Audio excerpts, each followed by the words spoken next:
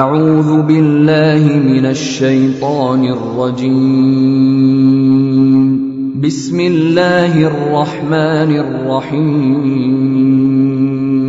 I am from Puebla, Mexico, and as you know, in Mexico we are 100 or 99% Christian Catholic people. I come from a very traditional place, which is Puebla in the south of Mexico.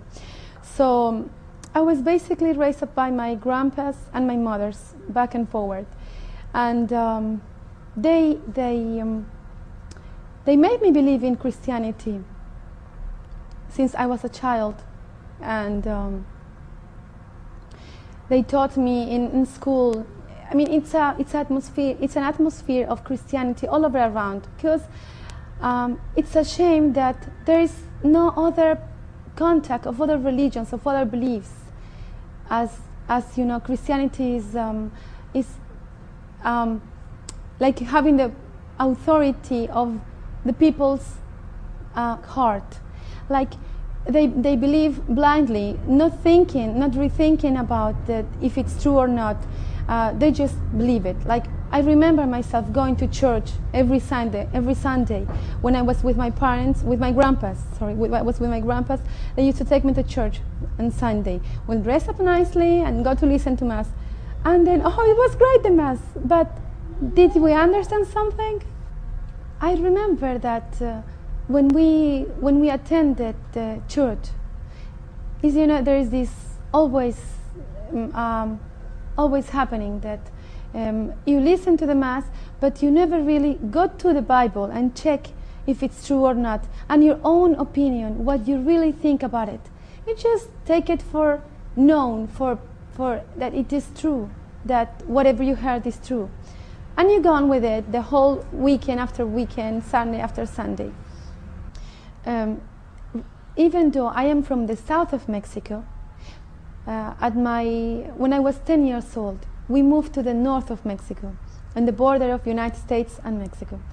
So later on, when I was 23 years old, then I met my husband. And to my mother, it seemed to be like, well, he looks like a cute guy, he's nice, and there is no problem with that. So we went on with the marriage, and 3 years later, I got pregnant with my daughter. But at the time that we married, there was a promise of both of us. My promise to him, it was that our children will be Muslim.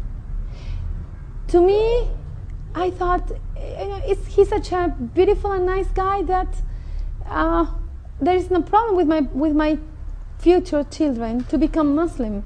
He's enchanting. He's so charming. So I had no problem with that. But and my promise to him, it was that don't ever come with a second or third or fourth wife. He said, no, don't worry about that. This is a matter of kind of religion and tradition. And in my family, we don't marry twice or three times or four times. So don't worry about that. I said, well, no problem. So we can marry. When I had my baby in my arms, it was like the biggest gift Allah has given me. At that time I said, I have to raise up this child in my faith, the true faith. What I believe is true faith, because I did not know anything else than Christianity. So at the time that Fatima was growing up, I was teaching her my religion. Of course, it was behind my husband's back, but I had no choice. Like in the morning, at night, when he was at work, I would bring up my Bible. I would just read a passage, regardless whether I understand it or not. I'll bring up my cross, and I said, Fatima, now, in the name of the Father, the Son, the Holy Spirit, and this whole thing. And now, we're going to ask him, and we're going to ask him to take care of you, and so on. And so she was believing in it. I made sure that she was being raised as Christian, and I want her don't let my husband family to know about it. And I remember every night I'll bring my cross, my Bible, and every prayer that I had. Fatima, now kiss the cross, and in the Father, the Son, the Holy Spirit, and ask him whatever you want. Next night we will ask Santa Teresa, Saint Teresa, or any other saint, Saint Anthony, and whatever cross in your mind. The next night we'll ask the angels. Next night the Virgin Mary, and so on. But one night we had no one else to ask. I ran out of saints, so I said, Fatima, now we're going to ask God. And she said, okay, now who is God? Who is God? I said, is the one who created you, who created me, and He is forever and ever. So she was pondering. She was thinking about those words. And to my explanation, then I brought my cross again. I said, no, thank God. I was bringing the cross. And she looked at the cross and she said, Mama, who is this? I said, this is God. He's the Son of God. Astaghfirullah. Then she told me, but you just told me a minute ago that God is forever. How come this one is dead? And I never in my whole life realized that fact. She asked me, where does this God come from?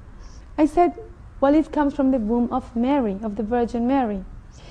She said, oh, so He was born sometime before. I said, well, yes, but then she said, you told me that He's forever and he never died and He's never born. It was contradictory. She started to tear apart my Christianity.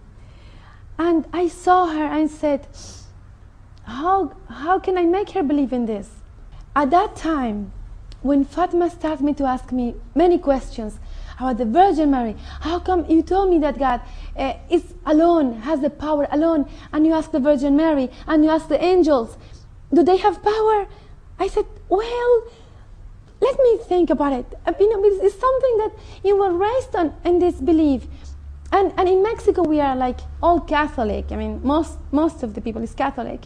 You never rethink of the power of the submission, total submission only to Allah. You never think of that.